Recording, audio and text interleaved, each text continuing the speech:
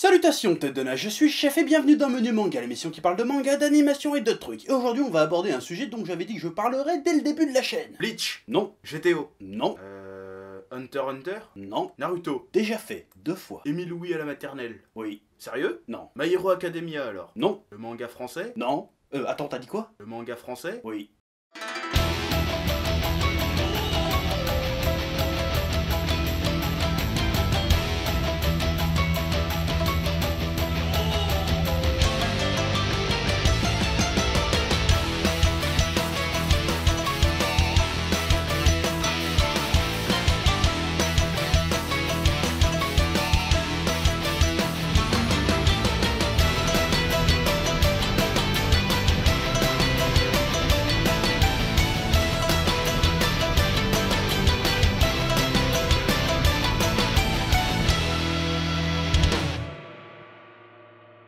Le manga français, en voilà un sujet vaste, complexe et passionnant. Bon, je préfère être clair tout de suite, cette vidéo n'a pas pour but d'énumérer tous les mangas français qui existent et te dire s'ils sont bien ou non, hein, ça on s'en branle de ça. Donc ça sert à rien de se dire... Tu vas parler de Radiant? Non. De City Hall? Non. De Dreamland? Déjà fait, c'était le menu d'avant. De Last Man? On a déjà fait ce gag il y a 30 secondes et c'était déjà pas très drôle. Bon, comme j'étais en train de te l'expliquer, cette vidéo ne va pas énumérer tous les mangas français qui existent pour te dire s'ils sont bien ou non, hein, ça serait complètement débile. Si je veux parler d'un manga français en particulier, bah je lui consacrerai un menu manga entier, hein, comme j'avais fait pour Dreamland par exemple. J'en parlerai en tant qu'œuvre à part entière. Ici on va plutôt parler du manga français en tant que genre à part entière, même si le terme genre n'est pas forcément le plus approprié, mais à défaut d'autre chose, on va utiliser ce mot-là.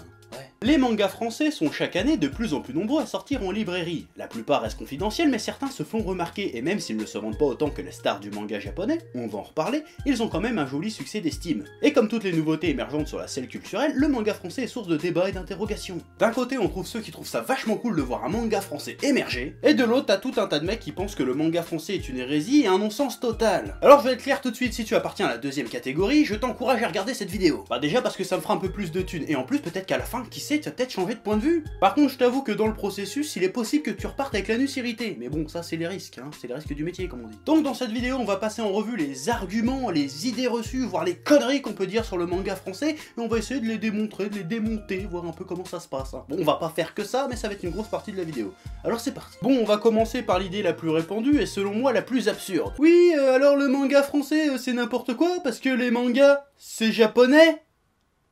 Oui, alors là, on attaque avec du très gros argument, là. Intellectuellement, ça va être très dur à contredire, là. Je sais pas comment je vais m'en sortir, je me suis un petit peu mis dans la merde en faisant cette vidéo, je vais avoir du mal à trouver des arguments, là. Là, ça va être chaud. Bon alors, avant tout, pour répondre à ça, faut déjà admettre une chose. Oui, le manga, c'est japonais. Bon, ok, ça c'est admis, mais faut répondre à une autre question. Qu'est-ce qui fait la spécificité du manga? Est-ce seulement son pays d'origine, ou bien est-ce aussi sa narration, son découpage, ses codes graphiques, voir les grands yeux et toutes ces conneries? Je sais, c'est un cliché les grands yeux, me casse pas les couilles en commentaire, c'est pour expliquer. Lâche-moi. Bon, il y a aussi ceux qui vont donner une définition un peu plus tatillonne, genre oui, le manga c'est un système de prépublication tout à fait particulier, d'abord c'est édité dans des magazines, puis après en volume relié, ça en noir et blanc, nanana. Oui, bon, tout ça peut être considéré comme une définition possible du manga, certes, mais une définition qui se limite plutôt au manga en tant qu'objet, en tant qu'industrie à la limite. Mais je pense que quand tu te limites à cette définition, tu écartes un aspect essentiel du manga. Le manga est avant tout un art. Bon oui, c'est forcément de l'art vu que c'est de la bande dessinée, mais ce qui fait la différence entre la BD franco-belge, le comics et le manga, c'est que ce n'est pas tout à fait le même langage. Et quand je parle de langage, je te parle pas de la langue français-japonais, concentre-toi un petit peu sinon je vais te taper. Si on considère le manga comme étant avant tout un langage artistique qui est né au Japon, donc un langage artistique japonais, ok, ça va, jusque là tout le monde comprend, faut-il forcément être japonais pour comprendre et parler ce langage? Vous avez 2 heures. La bonne réponse est non, hein, au cas où t'aurais pas suivi. Bon là, si t'es un petit malin, tu vas me faire quand même l'analogie avec la langue. Si moi, français, j'apprends à parler le japonais, et que je finis par le parler parfaitement, ça ne fera pas de moi pour autant un vrai japonais. Et bah pour le manga, ça va être pareil, j'aurais beau être capable de faire un manga parfaitement à l'identique comme les japonais, bah ça fera pas de moi un vrai mangaka pour autant. Nique ta mère. Alors oui, d'accord, on est... ok, ça marche. Mais il y a un petit problème, un gros problème même si tu penses ça. Parce que si tu prends le problème comme ça veut dire que tu considères les mangaka comme étant des japonais avant d'être des artistes. Donc tu catégorises la pertinence et la légitimité des artistes en fonction de leur nationalité d'origine. Ça s'appelle du racisme. Et le racisme, c'est pas très gentil, parce que tu sais qui c'est qui était raciste ? à peu près tout le monde, mais c'est pas la question. Hein? Avoue que celle-là tu l'as pas vu venir, hein mon con? Oui, parce qu'on t'entend pas gueuler, hein, quand c'est du manhwa. Pourtant ils sont pas japonais les mecs, hein. Ça veut dire quoi? Faut avoir les yeux bridés pour faire du manga, c'est ça que t'es en train de dire? Raciste, va!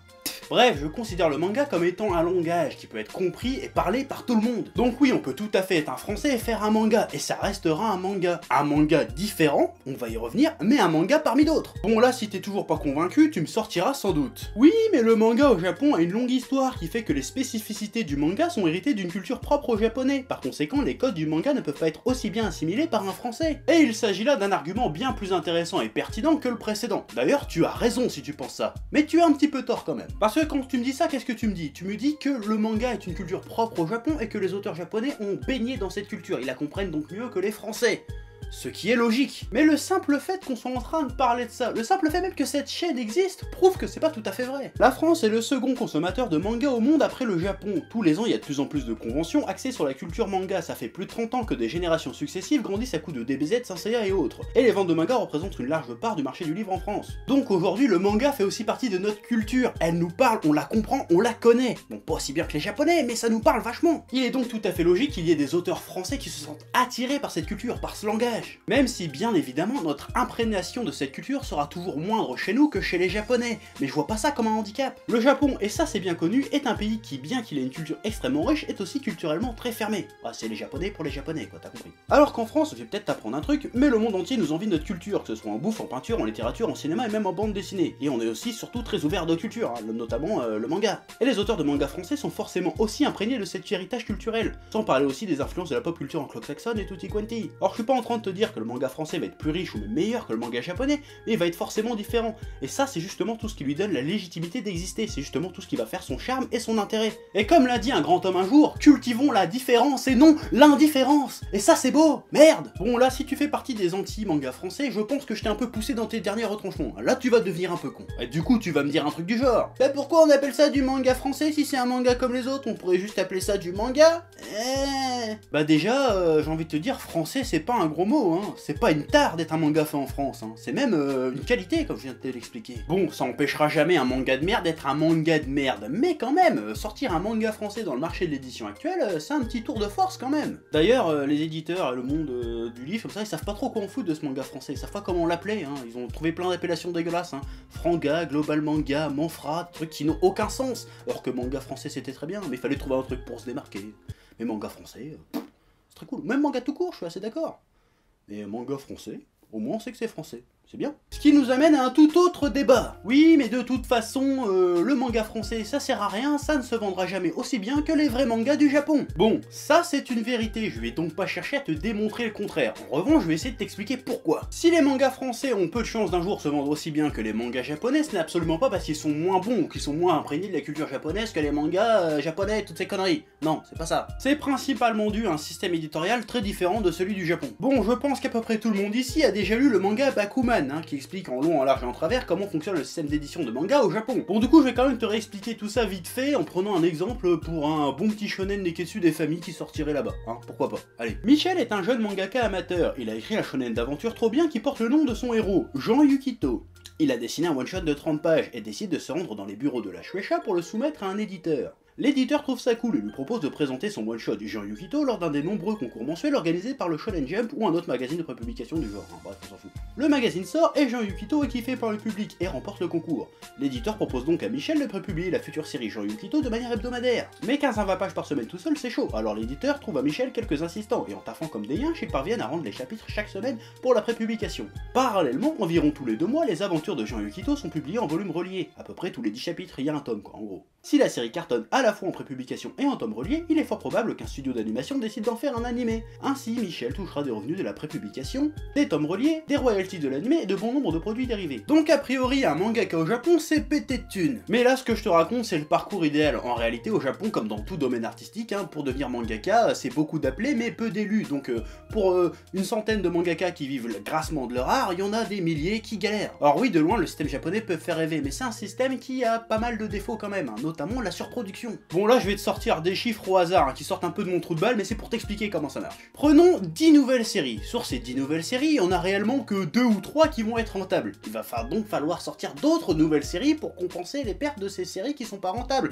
en espérant que celles-ci fonctionnent et soient rentables. Et ainsi de suite, c'est un peu un cercle vicieux en fait. Plus tu sors de séries, plus tu perds d'argent. Plus tu perds d'argent, plus tu sors de séries. Plus tu sors de séries, plus tu sors de séries de mauvaise qualité. Et moins tu vends de bouquins, donc tu dois sortir plus de séries. Ce qui explique le fait qu'ils sortent de plus en plus de mangas de merde. Et pourquoi ils sortent de la merde? Parce qu'en fait, ils essayent de sortir des trucs qui s'inspirent de trucs qui ont marché. C'est pour ça que t'as des simili SNK, des simili Tokyo Ghoul, des simili plein de trucs qui sont nuls à chier. Voilà. Et la pire race de tous, les simili Sword Art Online. D'ailleurs, ce problème de surproduction est l'une des seules choses que partage le système français avec les japonais, mais pas pour les mêmes raisons. D'ailleurs, parlons-en du système français. Prenons l'exemple de Maurice, on va dire qu'il veut faire du manga, mais avec de la BD ce serait quasi pareil. Maurice a un projet de shonen trop cool qui s'appelle Pétanque no Desensu, un manga sur la pétanque, pourquoi pas. Il a lu Bakuman 8 fois et est donc persuadé de savoir ce qui l'attend s'il veut se faire éditer. Maurice est un con parce qu'en vrai ça se passe pas du tout pareil. Si Maurice veut faire éditer son manga, déjà il devra se confectionner un dossier d'édition, comprenant un synopsis détaillé, la présentation des persos, une note d'intention et quelques planches finalisées, et envoyer tout ça chez un éditeur par la poste ou par mail. Déjà c'est casse-couille à faire.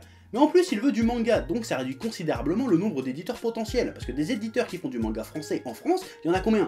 Allez, 4-5 à tout casser, bon peut-être un peu plus, mais en tout cas ça fait pas beaucoup. Il envoie donc son dossier à tous ses éditeurs en attendant une réponse, persuadé qu'ils seront tous séduits. Ce que Maurice ne sait pas, c'est qu'ils sont des centaines comme lui, avec des mangas sous le coude, à envoyer leur dossier aux quelques rares éditeurs de mangas français. Pétanque no Desensu se retrouve donc au fin fond d'une pile de dossiers énorme et va attendre des mois avant d'être lu par quelqu'un, s'il est lu bien sûr. Admettons que Maurice soit un gros châteux de sa mère, quelqu'un lit son dossier et voit en Pétanque no Desensu du potentiel. Il obtiendra éventuellement un rendez-vous, ils discuteront du projet, il devra refaire quelques pages histoire d'améliorer le bousin, et bim il aura son contrat d'édition pour disons 3 tomes. Et encore, Maurice est content, il va enfin devenir mangaka, la vie est belle. Sauf qu'en fait non. Son premier tome ne se vend pas très bien, perdu dans la masse des nouveautés du Japon et aussi à cause d'une communication pas forcément très poussée. Il se dit ok on fera mieux avec le tome 2, sauf que non. Parce qu'il y a encore la masse de nouveautés du Japon, mais qu'en plus vu qu'il n'a pas d'assistant, il a mis 6 à 8 mois pour finir son tome 2, et qu'entre temps le peu de public qu'il avait a complètement oublié que Pétanque no Desensu existait. Maurice déprime un peu parce que sa série se vend pas et qu'il a déjà du mal à payer son loyer avec ses avances sur droit. Avant d'aller plus loin, on va expliquer un peu ce que c'est les avances sur droit. L'éditeur, à la signature d'un contrat, donne une avance à l'auteur pour lui permettre de travailler sur son futur tome. Ce fric est en quelque sorte un prêt que l'auteur remboursera avec les premières ventes du dit bouquin. Si le montant des recettes dépasse l'avance, l'auteur commence à toucher des droits d'auteur.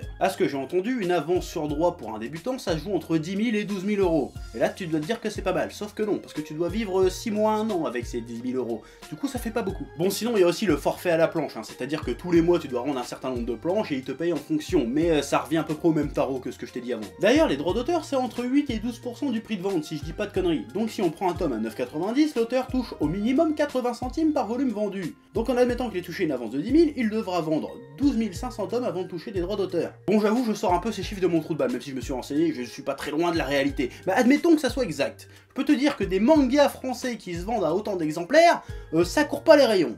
Même des BD tout court qui se vendent autant, c'est rare. Et même des mangas japonais du Japon qui sont pas méga hype, genre si c'était pas One Piece, Bleach ou Fairy Tail, tu peux être sûr que si t'arrives à faire ce score-là, c'est un putain de score. Bah, c'est pas un score de ouf, mais quand même, c'est pas mal. Et il y en a très peu qui se vendent à ce point-là, vu le nombre de mangas qu'il y a tous les mois qui sortent, il n'y en a pas beaucoup qui se vendent 10 000 exemplaires. Donc Maurice devra se contenter d'avoir au moins le succès d'estime, comme on dit, et il se contentera de ça pendant qu'il mangera ses pâtes au beurre dans son placard à balai. Oui, parce que faut savoir que manga ou pas manga, la plupart des auteurs de BD en France vivent dans la précarité, ils ont pas une thune les mecs, et ça c'est pas cool. Donc je pense au final que le plus gros frein à l'expansion d'un manga français, c'est pas le talent, c'est pas la créativité, c'est le système éditorial qui est fait comme il est fait.